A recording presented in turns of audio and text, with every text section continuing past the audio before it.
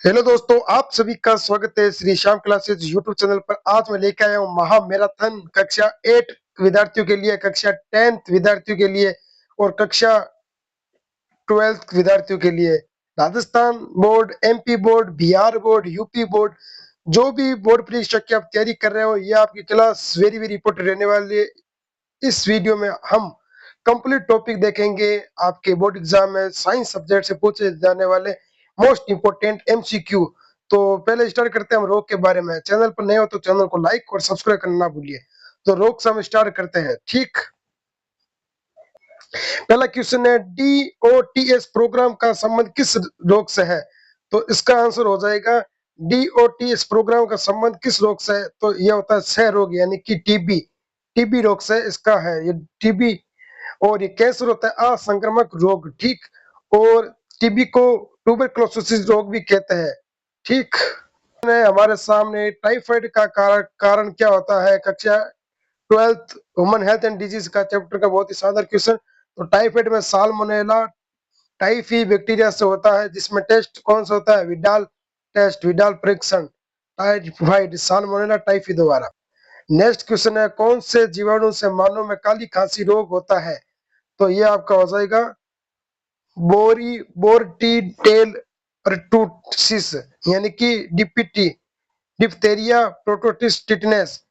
तो ये आपको देखो रीट में भी आ सके, मतलब ये आपके कॉम्पिटिटिव एग्जाम में क्वेश्चन पूछा गया है। नेक्स्ट क्वेश्चन है, एचआईवी के लिए प्रयुक्त है, यानी कि एचआईवी के लिए क्या प्रयुक्त है? Human immuno deficiency virus. तो एचआईवी के लिए फुल फॉर्म है एचआईवी की, जिसमें रेट्रोवायरस होता है, रिवर्स ट्रांसक्रिप्शन एंजाइम डीएनए देखने को मिलता है। अब हम चलते हैं आगे। नेक्स्ट क्वेश्चन है, एलिजा परीक्षण द्वारा किसका निदान करता है?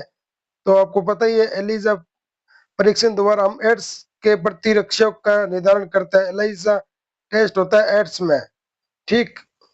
नेक्स्ट क्वेश्चन हमारे सामने, 1976 में चेचक का टीका किसने खोजा था? तो एडवर्ड जेनर ने 1976 में चेचक का टीका खोजा था, ठीक।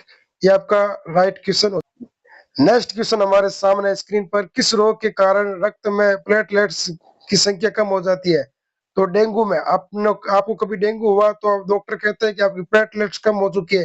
तो डेंगू के रोग में प्लेटलेट्स कम हो जाती है रक्त में, ठीक। ये देखो रीट लेवल में क्वेश्चन पूछा गया है, मतलब आप जो 10th में पढ़ते हो, जो बोर्ड एग्जाम में कक्षा में पढ़ते हो, 12वीं में पढ़ते हो, वो आपके कॉम्पिटिटिव एग्जाम में भी पूछे जाते हैं क्वेश्चन। डेंगू जो हड्डी तोड़ बुखार भी कहते हैं, हड्डी तोड़, ये मादा एडिज एस्पिटाई मच्छर से होता है। नेक्स्ट क्वेश्चन है हमारे सामने स्क्रीन पर, कुनेन जो मलेरिया के लिए एक प्रमुख औषधि है, वह प्राप्त होती है। देखो आरएस में पूछा गया है, देखो जो राजस्थान से बिलोंग करते हो तो आरएस से प्री एग्जाम में पूछा गया 1996 में। तो आवर्त बीजी पादप से कुनेन सिनकोन वृक्ष की छाल से प्राप्त होता है, जो मलेरिया के ट्रीटमेंट में काम आता है। नेक्स्ट क्वेश्चन है, निम्न में से किस बीमारी का टीका बूंद के रूप में मुंह में पिलाया जाता है? तो अगर आप छोटे बच्चे हो तो आपको पता है, छोटे बच्चे में बचपन में पोलियो की दवाई पाई जाती है, 2 बूंद हर घर में पाई जाती है पोलियो की। ये नेक्स्ट क्वेश्चन है, मीना माता रोग का कारण क्या है? तो नीमा माता रोग का कारण है पारा। ये देखो आरएस एग्जाम में पूछा गया क्वेश्चन है। ये देखो जेनेटिक्स चैप्टर का बहुत ही शानदार क्वेश्चन, ट्राइसोमी 21 को निम्न में से किस रोग से जाना जाता है? तो इसका आंसर हो जाएगा डाउन सिंड्रोम, जिसमें किसी बच्चे के हाथ में खरोंचे, जीभ इत्यादि मनोवैज्ञानिक यानी कि मेंटली तौर पर विकृति देखने को मिलती है। देखो कक्षा 12वीं बायोलॉजी का ये चैप्टर जेनेटिक्स का क्वेश्चन है आपके सामने। नेक्स्ट क्वेश्चन है, एड्स यानी कि एड्स की फुल फॉर्म होती है एक्वायर्ड इम्यूनो डेफिशिएंसी सिंड्रोम। मानव प्रतिरक्षाहीनता विषाणु एचआईवी के द्वारा होता है, जो इसमें रेट्रोवायरस यानी कि पस विषाणु देखने को मिलती है। ये देखो एड्स की फुल फॉर्म पूछी जाती है कक्षा 8 में और कक्षा 10th में। तो एड्स की फुल फॉर्म है एक्वायर्ड इम्यूनो डेफिशिएंसी सिंड्रोम।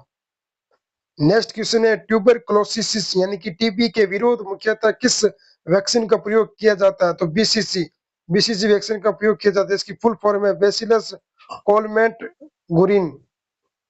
ये इंपॉर्टेंट क्वेश्चन है जो कक्षा 8 में पूछा जाता है। डीपीटी वैक्सीन में पी किस संदर्भ में करता है? प्रोटोसिस को, प्रोटो प्रो प्रोटो प्रोटोसिस को, ठीक। और डी डिप्थीरिया, टी मतलब टिटनेस। नेक्स्ट क्वेश्चन है, कुष्ठ रोग यानी कि लेप्रोसी को किस अन्य नाम से भी जाना जाता है? तो हुसैन रोग से जाना जाता है इसको। नेक्स्ट इंपॉर्टेंट क्वेश्चन है, पोलियो के टीके की खोज किसने की थी? तो जोनास साल्क ने पोलियो की टीके की खोज की थी। किसने की थी? Jonas Salk. ये देखो ये इंपॉर्टेंट क्वेश्चन है कक्षा 12वीं बायोलॉजी का। प्रथम एंटीबायोटिक की खोज किसने की थी? तो प्रथम एंटीबायोटिक खोज की थी एडवर्ड फ्लेमिंग ने। एडवर्ड फ्लेमिंग ने, जिसको 1945 में नोबेल पुरस्कार मिला था। ठीक है, ये आपके मानव कल्याण और सूक्ष्म जीव चैप्टर का इंपॉर्टेंट क्वेश्चन है। नेक्स्ट क्वेश्चन आपके सामने टीका। टीका आपने लगाया होगा कभी? टीका यानी कि वैक्सीनेशन का आविष्कार किसने किया था? एडवर्ड जेनर ने किया था। अब हम चलते हैं नेक्स्ट चैप्टर प्रकाश, जो कक्षा 10th के विद्यार्थियों के लिए इंपॉर्टेंट है। प्रकाश यानी कि लाइट। देखो आपके सामने क्वेश्चन है, मर्ग मरीचिका को दिखाई देना का कारण है। देखो ये कॉम्पिटेटिव एग्जाम पूछा जा सकता है। अगर आप 10th में पढ़ते हो तो आप कॉम्पिटेटिव एग्जाम के लिए भी आप फाइट कर सकते हो, अगर अच्छी तरीके से प्रिपरेशन कर रहे हो तो। मर्ग मरीचिका के दिखाई देने का कारण क्या है? प्रकाश का आंतरिक परावर्तन। प्रकाश का पूर्ण आंतरिक परावर्तन, ये आपका राइट आंसर हो जाएगा। स्क्रीन पर देख पा रहे हो आप, ये आपका राइट आंसर हो जाएगा। नेक्स्ट क्वेश्चन है, प्रकाश का वेग सबसे पहले किसने मापा था? तो रोमर ने प्रकाश का वेग नापा था। और गैलीलियो ने नापा था जड़त्व का। और प्रकाश की चाल कितनी होती है? 3 × 10⁸ प्रति सेकंड की चाल होती है प्रकाश की निवार्त में। नेक्स्ट क्वेश्चन है आपके सामने, प्रकाश के वर्ण विक्षोभण का उदाहरण है प्रिज्म से प्राप्त स्पेक्ट्रम। प्रिज्म से प्राप्त स्पेक्ट्रम, ये देखो एलडीसी पूछा गया है। नेक्स्ट क्वेश्चन है, वस्तु का बड़ा एवं आभासी प्रतिबिंब प्राप्त करने के लिए प्रयोग में लाते हैं अवतल दर्पण, यानी कि अवतल दर्पण। तो आपका राइट आंसर हो जाएगा। ये देखो एनसीईआरटी का एग्जाम्पल लेके आए आपके सामने। जब प्रकाश के नेत्र में प्रवेश करते हैं तो अधिकांश अपरिवर्तन कहाँ होता है? स्वच्छ मंडल कोरोनियों पर। नेक्स्ट क्वेश्चन है, गहरे समुद्र में जल का रंग नीला दिखाई देने का क्या कारण है? एनसीईआरटी एग्जाम्पलर है कक्षा 10th के विद्यार्थियों के लिए।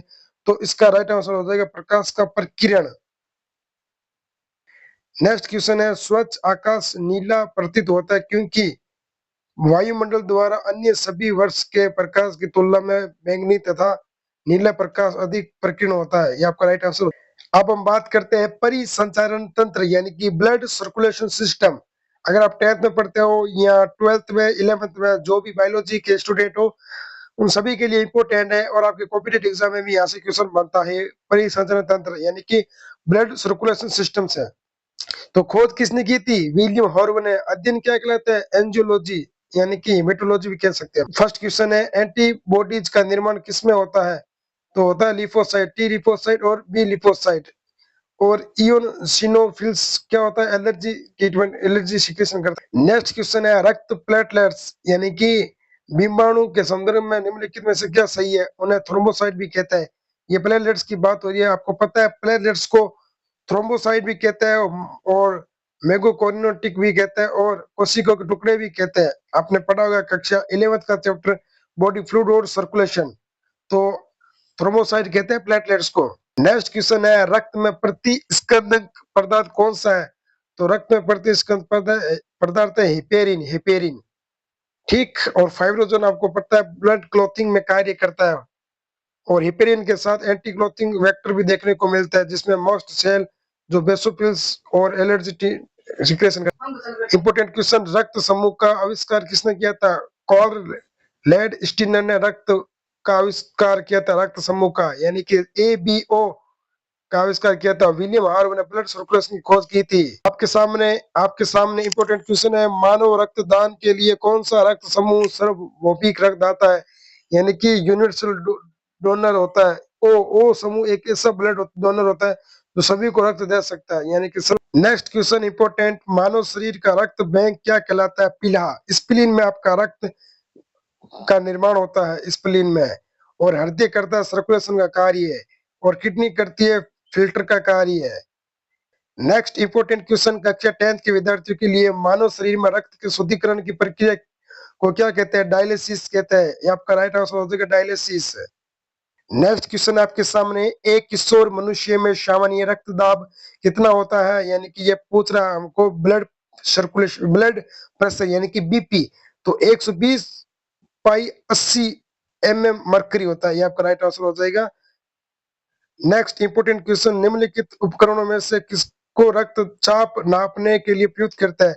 तो स्पेगोमेनोमीटर से रक्त नापते हम, और स्टेथोस्कोप से धड़कन नापते हैं हम, हार्ट बीट। क्लास 12th विद्यार्थियों के लिए क्वेश्चन, रुधिर परिसंचरण तंत्र की खोज करने वाले प्रथम वैज्ञानिक कौन थे? William Harvey. और रोबोट हुक ने की थी कोशिका की खोज। इंपोर्टेंट क्वेश्चन कक्षा 10th के विद्यार्थियों के लिए, मानव रुधिर का पीएच कितना होता है? 7.4। नेक्स्ट इंपोर्टेंट क्वेश्चन, निम्नलिखित में से किसको आरबीसी का कब्रिस्तान कहा जाता है? पीला यानी कि स्प्लीन को आरबीसी का कब्रिस्तान कहा जाता है। अब हमारा टॉपिक है श्वसन तंत्र यानी कि रिस्पिरेटरी ऑर्गन। देखो, भोजन निकालते समय सांस मार्ग को बंद कौन कर देता है? एपिग्लोटिस। इसका राइट आंसर हो जाएगा एपिग्लोटिस। आपके सामने न्यू क्वेश्चन है, फेफड़ों में गैसों का आदान उत्पादन किन के माध्यम से होता है? तो आपका राइट आंसर हो जाएगा वायु कुपिकाओं के द्वारा, वायु कुपिकाओं के। नेक्स्ट क्वेश्चन है, इम्फीसीमा बीमारी का संबंध किससे होता है? फेफड़े से। इम्फीसीमा आपको पता है लंग से संबंधित डिजीज है इम्फीसीमा बीमारी। अब हम पढ़ते हैं कंकाल तंत्र के बारे। मानव शरीर की सबसे बड़ी हड्डी कौन सी है? फीमर की हड्डी सबसे बड़ी हड्डी है मानव शरीर में। नेक्स्ट क्वेश्चन है, कान की कितनी हड्डियां होती है? कान की होती है 6 हड्डियां, यानी कि कान में होती है 6 हड्डियां। आपके सामने इंपोर्टेंट क्वेश्चन है, मनुष्य के शरीर में 5 इलियों के कितने जोड़े होते हैं? ये देखो एसएससी एग्जाम में पूछा गया क्वेश्चन है, तो आपका राइट आंसर हो जाएगा 12। ये देखो इंपोर्टेंट क्वेश्चन, मानव शरीर के किस भाग में सबसे छोटी हड्डी होती है? सबसे छोटी हड्डी होती है कान में, जिसे जिसे हम कहते हैं स्टेपीस।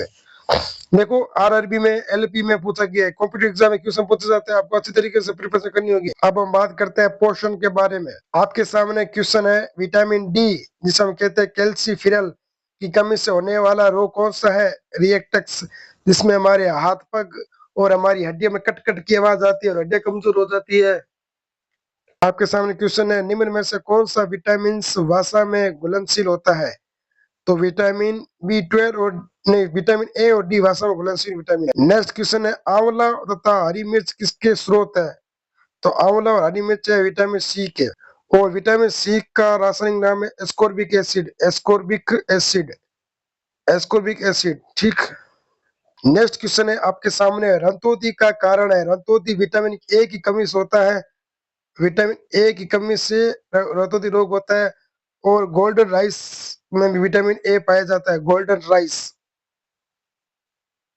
नेक्स्ट क्वेश्चन है, वह धातु कौन सी है जो विटामिन बी 12 की घटक है? तो आपके सामने हो जाएगा कोबाल्ट, जिसे साइनो कोबाल्ट भी कहते हैं, जो दही में पाया जाता है। दही आपको पता है दूध के स्कैनिंग क्लोथिंग के कारण दही जमता है, दही लैक्टिक एसिड बैक्टीरिया पाया जाता है, और इसमें कोबाल्ट विटामिन बी 12 भी देखने को मिलता है। नेक्स्ट क्वेश्चन है, दूध को दही में स्कंदी करने वाला एंजाइम है रेनिन। इसका राइट आंसर हो जाएगा रेनिन। ये देखो इंपोर्टेंट क्वेश्चन, लार किसके पाचन में मदद करती है? तो लार आपके करती है स्टार्च के पाचन में। अब हमारा टॉपिक है भौतिक परिवर्तन एवं रासायनिक परिवर्तन, कक्षा 10th का विद्यार्थियों के लिए। कक्षा 10th में ये चैप्टर आपके दिया होगा। तो आपके सामने क्वेश्चन है, किस प्रकार के परिवर्तन में एक नया पदार्थ बनता है? आपका राइट आंसर हो जाएगा रासायनिक परिवर्तन। आपके सामने क्वेश्चन है, निम्न में से कौन सा भौतिक परिवर्तन का उदाहरण है? तो पानी का उबलना क्या है? भौतिक परिवर्तन। के सामने क्वेश्चन है, मोमबत्ती जलने के दौरान किस प्रकार का परिवर्तन होता है? देखो हेडमास्टर में आया है वो क्वेश्चन है, भौतिक और रासायनिक परिवर्तन दोनों होते हैं। आपके सामने क्वेश्चन है, निम्न में से कौन सा एक रासायनिक परिवर्तन है? तो मोम का पिघलना क्या है? रासायनिक परिवर्तन। आपके सामने क्वेश्चन है, उस अंग का नाम है जहां भ्रूण विकसित होता है? तो आपका हो जाएगा गर्भाशय। भ्रूण का विकास आपको पता है गर्भाशय में होता है। नेक्स्ट क्वेश्चन है, व्यक्ति का लिंग निर्धारण द्वारा होता है शुक्राणु में मौजूद गुणसूत्रों के?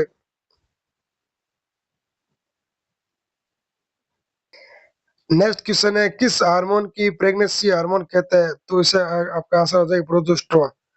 तो आज के लिए इतना ही, मिलते हैं अगले नेक्स्ट वीडियो में। आई होप ये क्वेश्चन आपको अच्छे लगे होंगे, ये आपके कॉम्पिटिटिव एग्जाम में भी लाभदायक है और आपके बोर्ड एग्जाम में भी लाभदायक है। चैनल को लाइक और सब्सक्राइब करना ना भूलिए। जय हिंद, जय भारत।